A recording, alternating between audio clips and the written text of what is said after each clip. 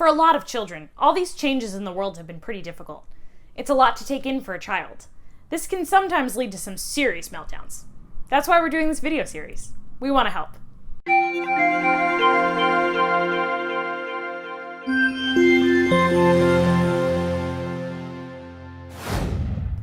Hello, I'm Samantha from Learning Success.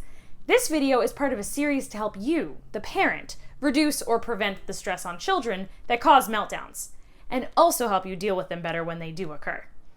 In this series, you'll get help from a variety of experts on the subject. In today's video, we have Jennifer. Jennifer Daffon is a licensed mental health counselor who earned her doctoral degree in clinical psychology from Antioch University in Seattle, Washington. She has worked with children and families for 15 years and currently has a private practice, Emotacy Children and Family Counseling Services, where she provides play-based interventions to help children overcome challenges related to anxiety, trauma, and behavioral mood disorders. Parenting support and education are also incorporated into Jennifer's work with families. Let's see what Jennifer has to say about preventing meltdowns. I think it's important to remember that kids are struggling with accepting parents taking on new roles that were reserved for school.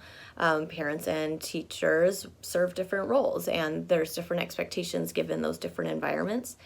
Something that can help with moving into doing more of the structured academic time at home is having an actual schedule that can be consistent each day. That way everybody in the house knows what to expect, and there's less room for arguing about what to do or what we're supposed to do for the day. Setting up a homework sandwich can be helpful.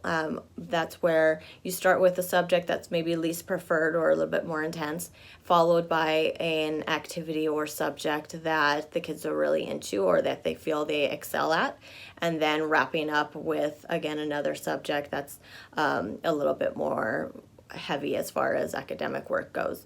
That gives a nice little break in the middle, and it gives the kids something to look forward to. Like, oh, okay, I started with science, but I really enjoy reading and writing. And then after that, I can finish up with math, which, I'm pretty okay at.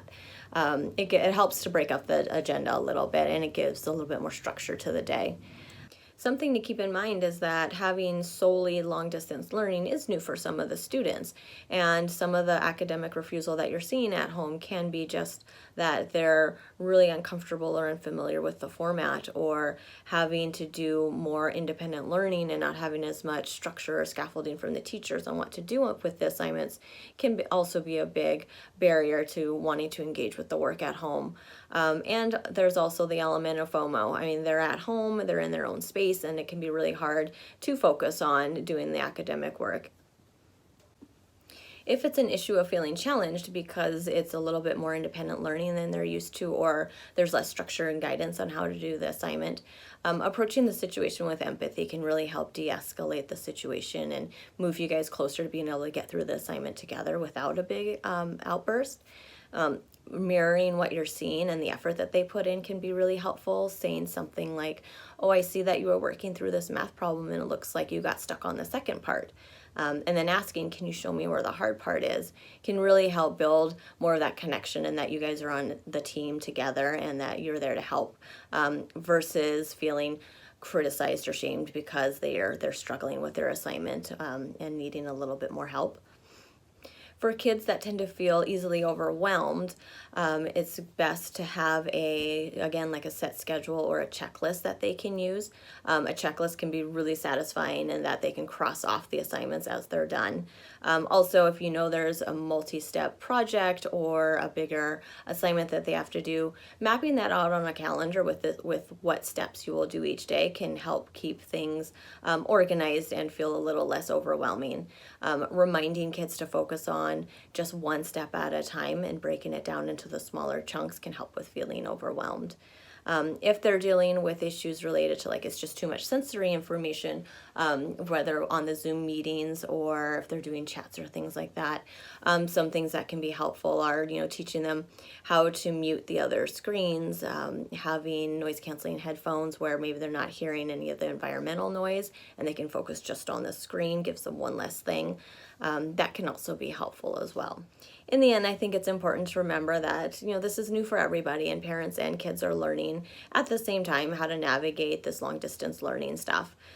Taking the stance though of we're just going to power through and do it, whether you like it or not, is really more detrimental than helpful.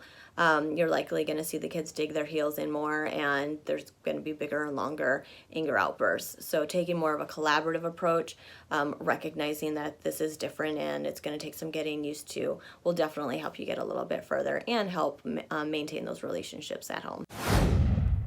Thank you, Jennifer, for these approaches to lessen the adjustment of homeschooling. If you enjoyed this video, please make sure to share it on social media. Use the hashtag #NoMoreMeltdowns. And remember, you've got this. The fact that you are here watching this video means you're an amazing parent. And that's a wonderful thing to be.